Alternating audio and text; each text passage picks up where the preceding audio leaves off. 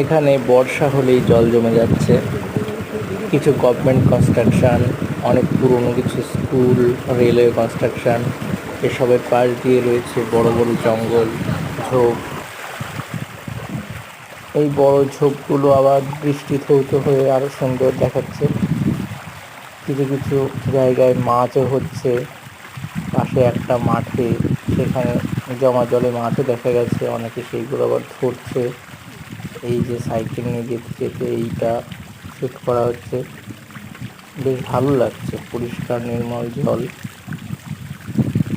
যা গরম পড়েছিল কিছুদিনে, কিছুটা হলেও সেই দাবদাহটা প্রশমিত হবে। এই জল শুকোতে আবার কিছুদিন সময় লাগবে, দেখা যাক।